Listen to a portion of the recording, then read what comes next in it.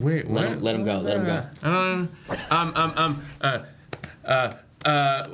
My God, I'm so lonely, so I open the window. That's Guys, nobody. Now I'm a super fan. I had so much fun watching this movie, and I was by myself. I had a blast, so congratulations. Jesse, I'll start with you. We're meeting the next generation of horsemen in this movie, so how did you find the balance of being mentor to the new Jacks, but also smart-ass Daniel Atlas, still the one we know and love? Oh, thanks, Lainey. Yeah, I think my character is just naturally condescending regardless of who he's talking to. And so working with young magicians was kind of naturally an extension of my very flawed personality to begin with. And it was great. I was working with Dom. Dom and I have this great rivalry in the movie. It was so much fun. Dom's an amazing actor, and that was kind of the most important thing. The OG horsemen are joining forces with a new group. How is Jack as a mentor? How are you as a mentor? Let's talk about me as a mentor. Yeah. Hell yeah. You know what? I really love kind of being in that role. I hope that the people that I'm, quote unquote mentoring feel the same way about me as the mentor. But I feel like I've just been able to work with such talented actors in this next generation. These two right here. I'm coming off this movie Regretting You, where I was working with Mason Thames and McKenna Grace, and I just want to make sure their path is as smooth as possible. And I hope you guys all know I'm here for you if you ever do need me. Yeah. Dave is the sweetest person I've ever met. The best.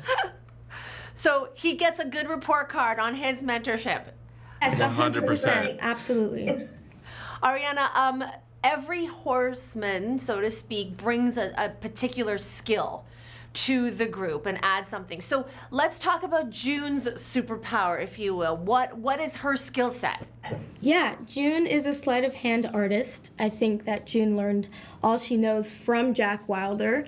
In a sense, I liked exploring the route that she admires Jack and she would love to be as cool as Jack one day, and she ends up, I feel like, succeeding in that realm. But as Ariana, which horseman growing up did you look up to the most?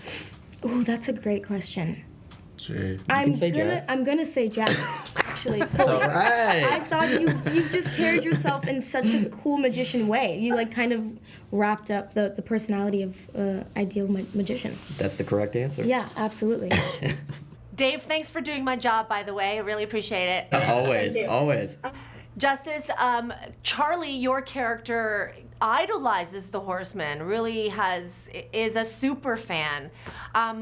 In your life, is there some act or group or artist that you feel the same way that Charlie feels about the Horsemen? An act or group or artist that I'm a super fan. I guess Mitski. I was just talking about Mitski. Mitski is this singer. She's phenomenal. I saw her in concert. I know every single one of her songs. Yeah. I'm a big super Sing fan us of a Mitski. little right now. And go. Oh, which song? Anything Which you album? want, whatever's coming to your heart right now. I don't know, something about a grade? 8th grade? 7th grade? Wait, what? Let him go. Let him go.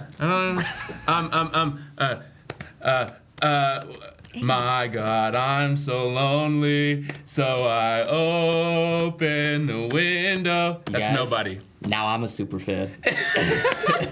Me or Just her? like that. Both. Yeah.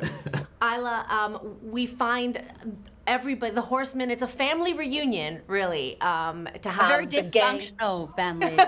Yes. Come at it, we've all been apart for a while, and this is suddenly we're brought back together by the eye, and that's why the stakes feel different, because this time we're not in it just for our egos or our careers. Someone like Henley has given up magic to parent, and so there's something about this specific mission that feels really, morally inspiring for our Avenger magicians. It's a dysfunctional family, but it's the family you have, and you make it work. So Dominic, as Bosco, joining the family as one of the new generation of magicians, illusionists, your character's superpower is becoming other people.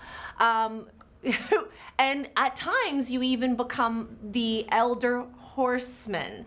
Who was the most difficult to become? Yeah, Isla definitely was the hardest. I mean, I made all of them record their voices reading the lines of that scene so I could make an attempt at trying to match what they were doing. But I mean, from the first couple movies, especially the first one in the beginning, they have that big performance, like a giant crowd. Yeah. And that's kind of what I was watching that a lot, seeing their stage presence, how they were physically. Isla is just very, Henley's got very sexy, feminine physicality. So it was There you go. hard to match. There we go. I'm in the middle, Lainey.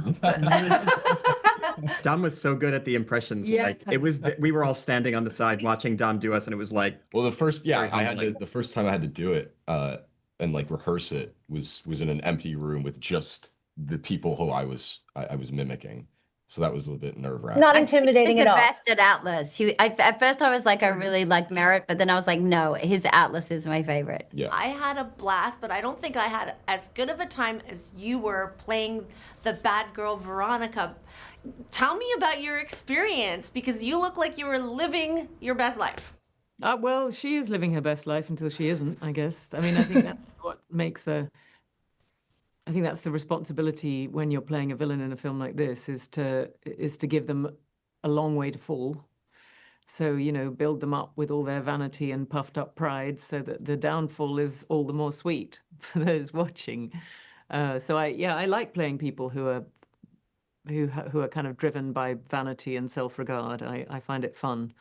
And I love playing Veronica. I loved how pleased with herself she was, and she's having fun, as I say, and hopefully that means the audience will have fun too. It really was fun watching Veronica, and as you mentioned, vanity and puffiness, so to speak, and a lot of that is, her excess, her look, her styling.